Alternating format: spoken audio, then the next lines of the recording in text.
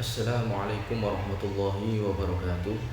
Alhamdulillah wassalatu wassalamu ala Rasulillah Sayyidina Muhammad bin Abdullah wa alihi wa sahbihi wa mawala wa la hawla wa la quwata illa billah amma ba'dah. Teman-teman sekalian, pada kesempatan kali ini kita akan melanjutkan kajian tentang fatwa-fatwa Syekh Ali Jum'ah. Kali ini kita akan masuk ke dalam salah satu pertanyaan yang dicantumkan di dalam kitab beliau Al-Bayan lima Yushilul Adhan pada halaman 177 di jilid yang kedua. Di sini terdapat sebuah pertanyaan, ma hukmut talqini wa mata yakunu wa hal lahu dalilun aftuna ma'jurin. Ya, kalau diterjemahkan, apa hukum talqin dan kapan talqin itu dilakukan, dan apakah talqin itu memiliki landasan dalil? Berikanlah fatwa kepada kami. Mudah-mudahan engkau diberikan balasan oleh Allah. Nah, di sini kemudian oleh Syekh Ali Jum'ah dijawab. Ini langsung saya masuk ke dalam poinnya. Yang pertama, ini adalah talqin muhtadhar. Jadi talqin itu nanti terbagi dua. Ada talqin untuk orang yang mendekati kematian, dan yang kedua adalah talqin untuk orang yang sudah meninggal dunia. Nah, talqin yang pertama adalah talqin untuk orang yang mendekati kematian atau yang mau meninggal dalam keadaan kritis atau dalam keadaan sekarat. Nah, maka orang yang hidup itu dianjurkan untuk mengajari dua kalimat syahadat. Nah, di sini yusannu ayyulaqqana al-muhtadharu asyhadataini min ghairi amrin lahu bihima wa min ghairi iktsarin. Jadi disunahkan mentalqin seorang muhtadhar. Muhtadhar itu artinya adalah orang yang mendekati kematian atau yang sudah ada tanda-tanda ini orang mau menghadapi kematian. Ya, disunahkan untuk diajarkan apa? Diajarkan dua kalimat syahadat. Ya, tanpa diperintahkan. Jadi orang yang muhtadhar tadi itu diajari, jadi tanpa harus diperintahkan kamu baca dua kalimat syahadat, tidak perlu. Tetapi orang yang hidup ya datang mendekat ke bagian telinga biar lebih jelas terdengar, ya, dicontohkan pembacaan dua kalimat syahadat ini, dan tanpa diperbanyak, ya, jadi cukup sekali aja atau sekali dua kali lah, jangan diperbanyak. Wadzalika litakuna akhir kalamihi fa yaksulu ma wa'ida minal busyra fi dukhulil jannah. Nah, kenapa talqin ini perlu untuk dilakukan? Karena agar akhir dari kata-kata yang diucapkan oleh muhtadhar tadi adalah kalimat la ilaha illallah. Sebagaimana yang telah dijanjikan dalam sebuah hadis itu kan, barang siapa yang di akhir perkataannya dengan ucapan la ilaha illallah maka dijanjikan masuk ke dalam surga. Nah, kemudian watartu syayatin alladzina yahturunahu li ifsadi aqidatihi wa tabdiliha. Nah, dan juga untuk menolak setan-setan yang ingin menjerumuskan orang yang dalam keadaan muhtadhar tadi, dijerumuskan ke dalam kekafiran. Jadi ternyata orang yang mendekati kematian ini rentan akan diplesetkan, akan disesatkan oleh setan-setan yang akan membujuk agar ini orang yang muhtadhar ini melepaskan keimanan dan keislaman. Nah, dengan adanya talqin ini maka hal tersebut akan bisa teratasi.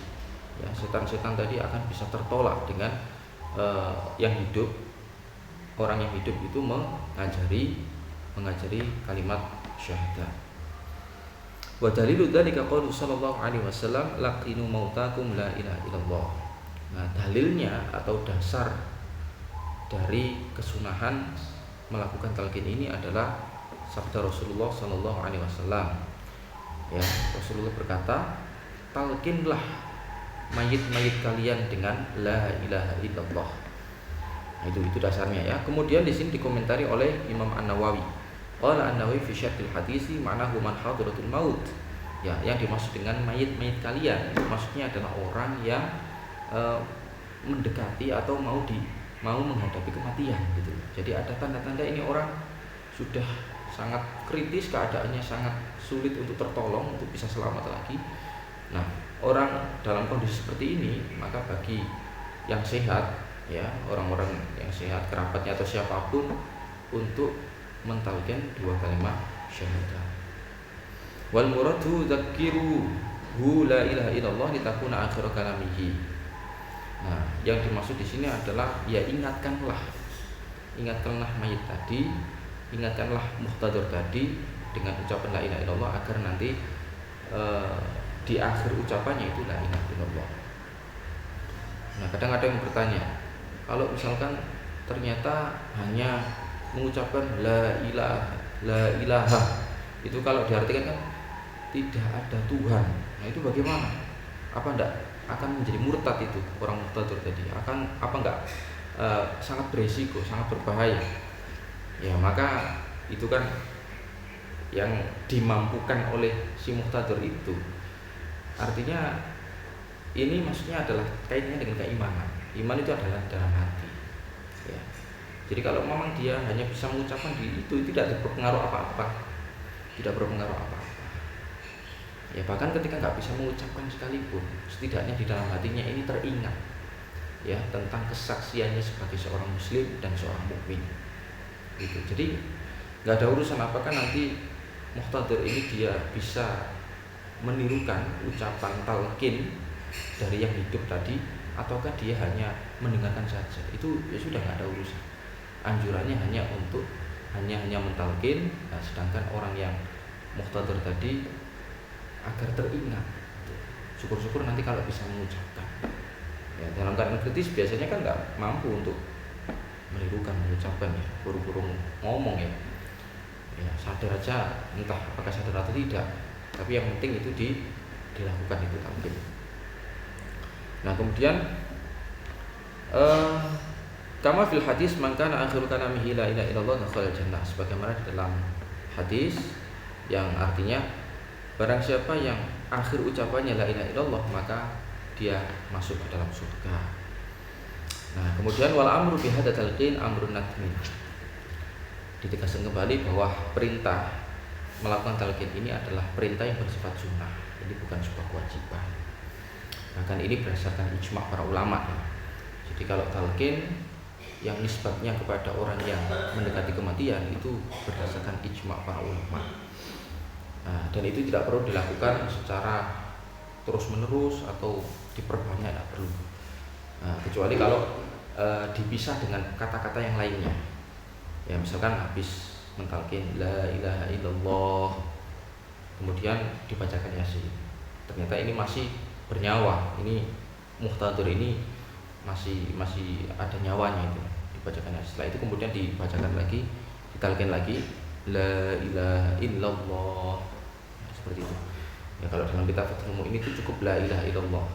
Karena kalau 2 kalimat syahadat secara utuh itu terlalu panjang. Ya, yang penting kan ini keimanannya ini meyakini bahwa tidak ada Tuhan selain Allah. Itu sudah cukup. Baik, kemudian di bagian berikutnya amma idza matal muslim wa lam yalqan asyhadatu fala syai'a fi hadza wa la yadullu ala annahu laisa min ahlil khair. Adapun seorang muslim yang meninggal dunia dan belum sempat untuk ditalqin, maka itu tidak menjadi masalah. Ya, tidak apa-apa, tidak berpengaruh apa-apa. Dan tidak menunjukkan bahwa ini orang ya kematiannya ini menunjukkan kematian yang tidak baik, ya itu tidak juga. Ya, artinya orang kemudian wah ini belum ditalqin tadi, belum dibacakan kalimat syahadat, belum dibacakan la ilaha illallah, berarti ini matinya mati yang tidak baik. Nah, seperti itu persepsi yang salah. Ya, tidak perlu terlalu disesali. Kalau orang itu jelas-jelas dia adalah seorang muslim, dia jelas-jelas dia seorang mukmin, ya maka kita husnudzon saja bahwa ini orang yang baru mati ini semoga diampuni oleh Allah, semoga mendapatkan rahmat dan nikmat kubur dari Allah. Nah, seperti itu. Kemudian di sini juga dikutipkan sebuah hadis.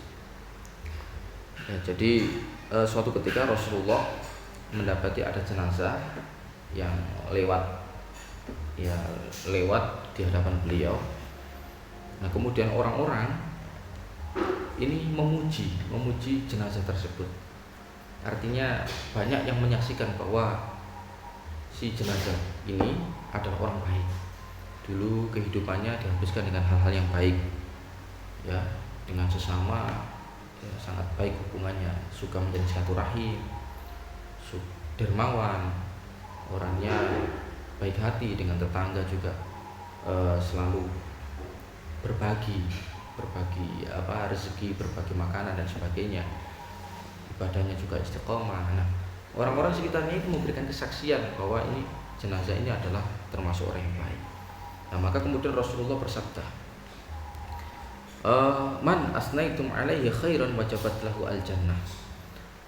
Jenazah atau mayit, ya, yang kalian puji, kata Rasulullah di hadapan para sahabatnya, kalian puji dengan kebaikan yang pernah dia lakukan adalah, maka dia wajib mendapatkan surga dari Allah. Ya, jadi ternyata persaksian baik ini sangat menentukan bagaimana nasib dari jenazah tersebut. Ya, maka sangat masuk akal, ya, bahwa di masyarakat biasanya ketika mau memberangkatkan jenazah itu kan dimintai persaksian, apakah ini mayit termasuk orang baik atau tidak. Nah, ini dasarnya di sini, ya, man asnaitum alaihi khairan wajabat lahul jannah. Tapi ini memang kalau sesuai dengan fakta, ya, kalau masalah kemudian ternyata ada yang tidak bersaksi bahwa ini adalah orang baik, yaitu urusan pribadi. Begitu. Kemudian yang kedua adalah talqin mayit setelah dikuburkan. Artinya ini sudah dikuburkan, posisinya sudah dikuburkan. Talqinul mayit ba'da dafni istahabbahu jumhurul fuqaha mustaddirina bima rawahu at-Tabrani an Abi Umamah al-Bahili radhiyallahu anhu. Nah, jadi talqin mayit setelah dikuburkan, maka ini disunahkan oleh mayoritas fuqaha, para ulama fikih, dengan bertendensi atau dengan berdalil dengan hadis yang diriwayatkan oleh Imam At-Tabrani. Diceritakan dari Abi Umamah al-Bahili radhiyallahu anhu bahwasanya beliau berkata, "Idza ana mittu fasna'u bi kama amarna sallallahu alaihi wasallam an nasna'a bi mautana." Faqad qala Rasulullah sallallahu alaihi wasallam, "Idza mata ahadun min ikhwanikum fasawaitum at-turaba ala qabrihi" ila akhir hadis. Nah, jadi di sini sahabat Abi Umamah al-Bahili berkata, ketika nanti saya meninggal dunia, maka lakukanlah untukku sebagaimana yang Rasulullah perintahkan kepada kita untuk memperlakukan jenazah-jenazah kita atau mayit-mayit kita. Rasulullah SAW telah bersabda, ketika ada salah seorang yang meninggal dunia di antara saudara-saudara kalian, kemudian sudah kalian ratakan dengan tanah, artinya sudah dikuburkan, sudah selesai lah proses penguburannya, falyakum ahadukum ala ra'si qabrihi, maka hendaknya ada salah satu di antara kalian yang berdiri di atas kepala kuburan tersebut, ya. Kemudian summa liyaqul ya fulan ibnu fulana fa innahu yasma'uhu wa la yujibu. Nah, lalu orang tadi yang yang berdiri di sebelahnya bagian sisi kepala kuburan tadi, dia berkata, wahai fulan ibnu fulanah. Jadi nisbat orang tuanya kepada ibunya, bukan kepada bapaknya. Ya, misalkan Muhammad, ya, nama ini jenazah namanya Muhammad, maka ibunya Muhammad siapa? Bukan bapaknya. Ya, dia punya bapak namanya Ali, dia punya ibu namanya misalkan Fatimah. Nah, maka si Muhammad ini Muhammad bin Fatimah. Itu. Kemudian dia, ya, jenazah ini atau mayit yang berada di dalam kubur ini, dia mendengarkan tapi tidak bisa menjawab. Ya, orang kalau sudah meninggal ya nggak bisa apa-ngapain. Ya, tapi dia masih bisa mendengar. Ya, meskipun sudah terpisah antara jasad dan ruhnya, tetapi hakikatnya dia masih bisa mendengar orang-orang sekitarnya. Summa yaqulu ya fulan ibnu fulana fa innahu yastawi qa'idan. Nah, maka pada saat sudah dikuburkan, sudah selesai proses penguburannya itu, ya, si mayit ini akan dikembalikan lagi ruhnya dikembalikan lagi, hanya saja tidak secara sempurna. Ruhnya ini hanya dimasukkan ke dalam jasad separuh dalam kondisi duduk, duduk seperti ini. Ya, cuma ini hal yang gaib ya, yang kita nggak bisa menjangkau yang seperti itu. Ini